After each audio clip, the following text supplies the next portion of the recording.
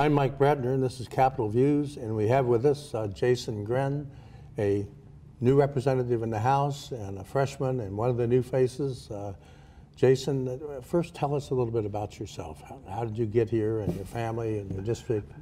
Sure, thank you for having me. Well, I'm born and raised in Anchorage, and the district that I represent, District 22, I actually was born and raised there, went to high school there, and really have some great roots, and still have family there and friends there, and really proud to be representing District 22 there in Southwest Anchorage. My journey to being a new representative is, you know, it's very personal, but in a lot of ways I think it represents what a lot of Alaskans do. They see a problem and they want to fix it.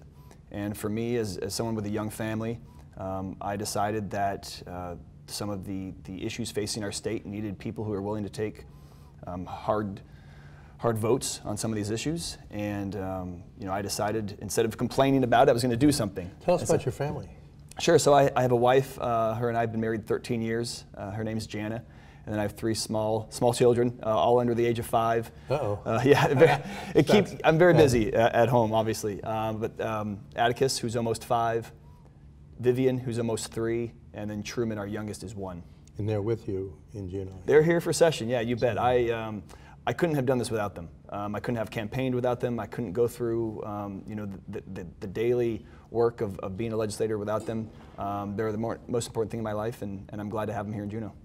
Now, you're a independent, really, but you organized with the Democratic caucus. So that's given you position. What are your committees? Sure. So I sit on one committee, the Finance Committee, but I'm learning that it keeps you very, very busy. You know, we have meetings every day, twice a day already sometimes, lots of presentations, lots of information to take in, and it's been great to sit on that committee. You get a great overview as a freshman. It's the perfect way to learn a lot of things very quickly. Well, that's an awesome posting for a freshman. I mean, you're very fortunate in being down the Finance Committee, because it's wonderful for the learning curve. Very true, very true. So what do you think of the process as you've seen it so far? Well, you don't slow down, I'll say that. You know, I think people might not realize, you know, who are watching the legislative body move, that there's just so much information. There's so many people to work with and things to hear about every bill, about all the issues that are facing us. It's not something that you can do in a weekend.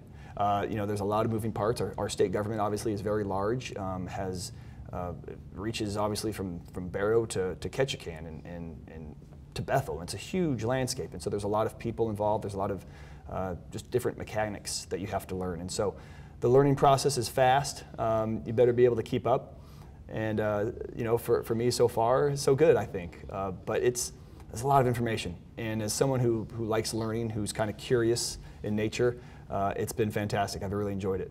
Have you had an opportunity to be elsewhere in Alaska with, you know, Bethel or rural areas? Or?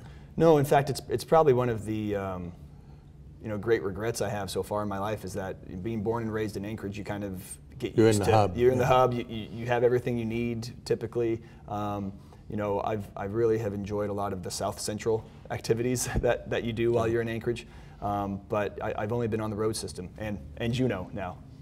So your kids are yet to be in school. They're just youngsters. And do you have particular ideas or interests in schools? Yeah, you know, I think in Anchorage especially, we have a great diversity of types of elementary schools and junior highs, high schools that kids can be a part of. And I myself am a product of the Anchorage School District, you know, going through public school, and it's something that, you know, I'm very proud of that fact. I think, you know, the education system in Alaska is different than the lower 48, like a lot of things here in Alaska. And I think what makes it great is that people realize that we need a diversity of ideas. We have diverse backgrounds. We have all sorts of different people that we serve.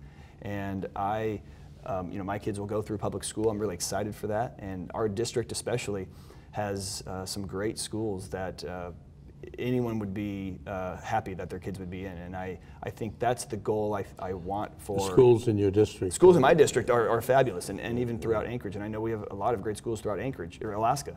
And I think that that's the goal I have in education is, how do we be proud of all of our schools? You represent sort of West Anchorage. Yeah, Southwest Anchorage, south of the airport there in Anchorage. So what schools are?